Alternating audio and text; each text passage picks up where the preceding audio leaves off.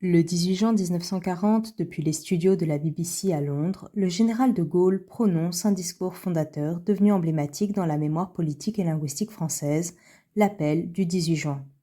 Cependant, loin de constituer un texte unique, cet événement discursif se manifeste sous trois formes distinctes: une version orale, une version écrite publiée dans la presse le lendemain, et une troisième formulation remaniée le 22 juin, en réaction directe à la signature de l'armistice. Ce triptyque compose un corpus textuel hétérogène, révélateur des effets de support, de situation d'énonciation et de stratégie discursive dans la construction d'une parole politique fondatrice. Ce dossier se propose d'interroger les effets linguistiques, discursifs et pragmatiques induits par la coexistence de ces trois énoncés dans le cadre d'une analyse de linguistique textuelle et énonciative. Il s'agit d'explorer à travers ces versions comment une même intention communicative, celle de mobiliser, d'exhorter, de fonder symboliquement une France libre, peut se reconfigurer selon les contraintes médiatiques, les paramètres de situation, mais aussi les procédés linguistiques propres à chaque version. À travers ce déplacement, l'énoncé devient stratégiquement variable, et cette variation n'est pas un simple effet de reformulation. Elle est constitutive de sa force perlocutoire, de sa portée idéologique et de sa valeur patrimoniale. Dans une perspective théorique fondée sur les travaux de Dominique Magnaud, Jean-Michel Adam, Catherine Kerbart-Orecchioni et Patrick Charodeau, cette étude s'attache à répondre à la problématique suivante: comment les variations énonciatives, discursives et médiales des trois versions de l'appel du 18 juin redéploient-elles, à travers des stratégies linguistiques différenciées, la performativité politique d'un énoncé devenu fondateur, tout en construisant une mémoire collective, une légitimité énonciative et une textualité historiquement située. L'analyse se déploiera en trois temps. Nous étudierons d'abord les structurations macro-discursives propres à chaque version, puis les mécanismes de cohésion référentielle qui stabilisent les figures du discours, enfin les effets de rythme, de ponctuation et de discursivité qui façonnent sa performativité. Avant d'analyser la cohésion ou les effets énonciatifs de l'appel du 18 juin, il faut en interroger la construction textuelle. Chaque support, oral ou écrit, engage une structuration propre au discours, dont l'agencement, la progression et la hiérarchisation orientent sa portée argumentative et conditionnent sa réception. L'analyse linguistique d'un texte requiert une attention particulière à sa forme matérielle, à son organisation phrastique et à la manière dont il segmente le flux verbal pour produire du sens. Cette segmentation, prosodique à l'oral ou typographique à l'écrit, constitue un premier niveau de structuration, révélateur des logiques profondes de la textualité. Dans la version orale, la segmentation repose sur la scansion rythmique. Pause, intonation et reprise isolent les phrases, souvent brèves, pour maximiser l'impact émotionnel. Chaque segment fonctionne comme un énoncé perlocutoire, destiné à interpeller, alerter ou rassurer. Ce morcellement renforce la force d'adhésion, mais limite parfois la densité argumentative. La version écrite du 19 juin s'inscrit dans une logique de planification discursive plus explicite. Le découpage en paragraphes développe des unités cohérentes, hiérarchisées selon une progression linéaire. Le remaniement du 22 juin adopte une segmentation plus condensée. Les phrases, brèves et fortement modalisées, s'enchaînent dans une logique programmatique. Loin de construire une démonstration, le texte enchaîne des blocs prescriptifs où chaque unité vise à formuler un principe d'action dans un style directif et resserré. Ces variations dans la segmentation participent pleinement à la scénographie du discours. Elles modulent la lisibilité, l'autorité et la force d'interpellation du texte selon le contexte énonciatif et la stratégie visée. La structuration textuelle repose autant sur le découpage des unités discursives que sur la manière dont l'information progresse à travers l'énoncé. Les travaux de Danès, Adam ou Charolles sur la progression thématique permettent d'analyser comment un texte articule thème et rème, enchaîne logiquement ses contenus et hiérarchise ses informations selon une visée pragmatique, qu'elle soit explicative, persuasive ou mobilisatrice. Dans la version orale, la progression suit une dynamique affective plus que logique.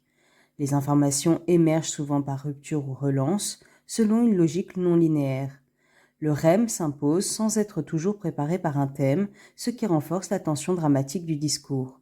La version du 19 juin adopte une progression plus construite. Elle s'ouvre sur un diagnostic, poursuit avec une explication globale, puis projette une stratégie d'action. L'enchaînement thématique est clair, appuyé sur des connecteurs logiques et structuré selon une intensité argumentative croissante. Le texte du 22 juin, plus bref, repose sur une progression condensée.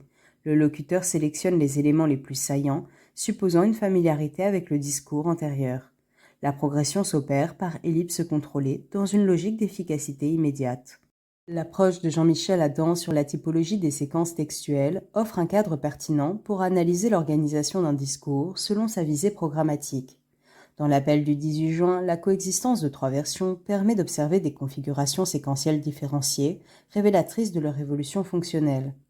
La version orale reconstituée s'ouvre sur une séquence problématique sous forme de questions rhétoriques, instaurant une tension dialogique fondée sur l'incertitude.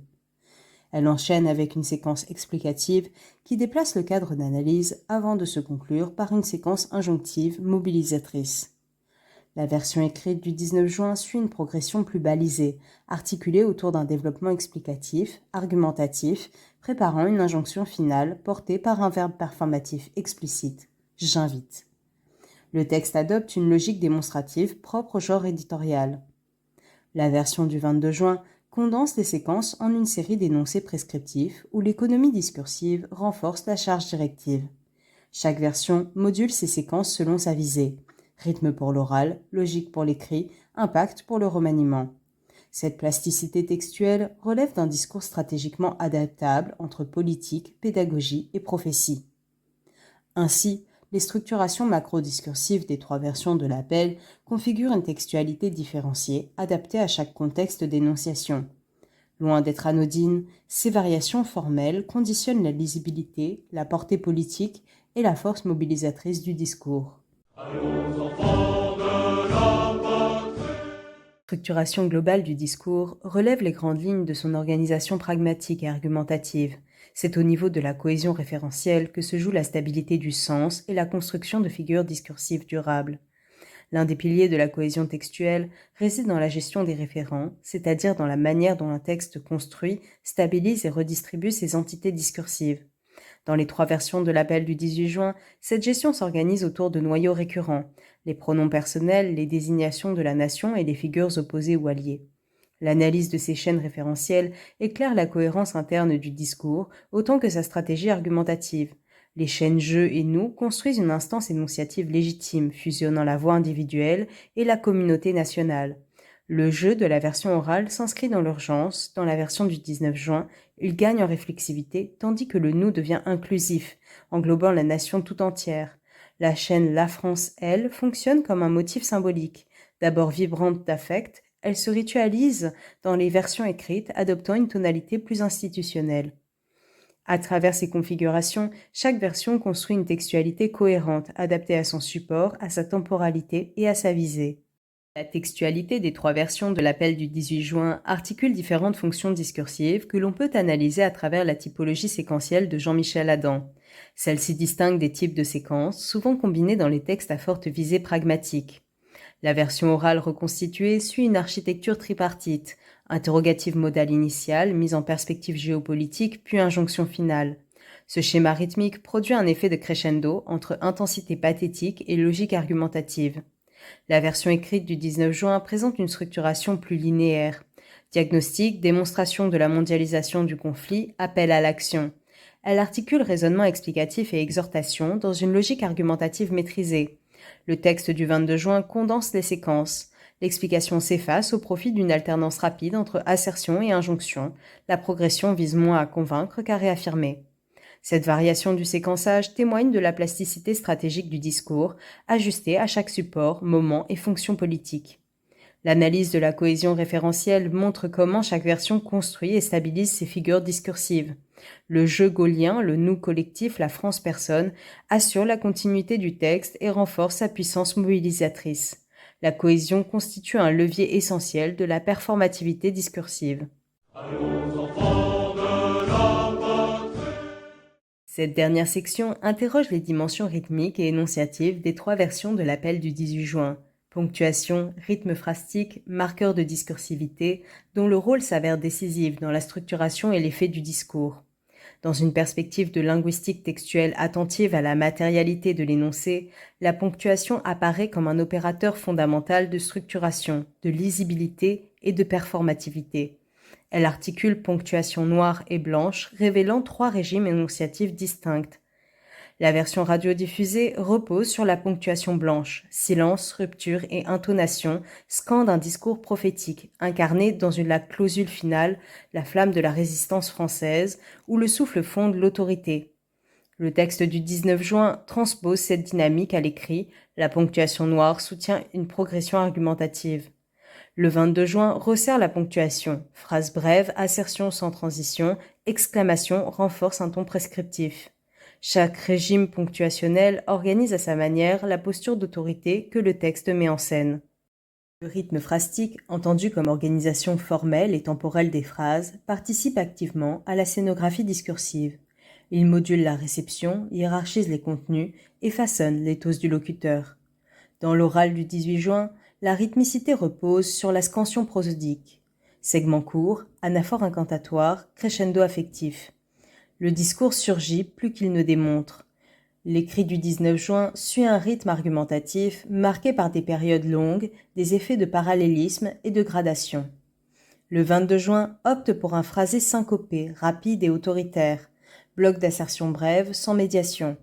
Chaque rythme engage ainsi une posture spécifique, oratoire, démonstrative ou impérative, qui oriente la performativité.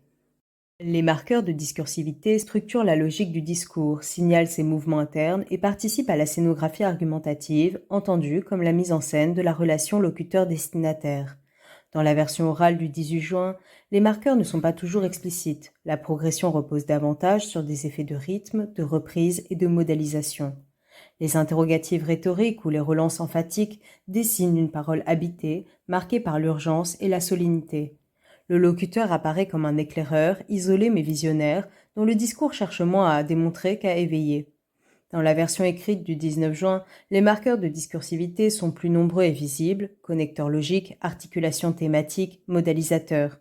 Ils traduisent une posture réflexive et argumentative destinée à convaincre en rationalisant les faits. Le texte se présente comme une démonstration structurée, intégrant les conventions du discours politique écrit. Le texte du 22 juin se distingue par sa sécheresse discursive. Les connecteurs sont raréfiés, la parataxe domine et les phrases s'enchaînent sans liaison apparente.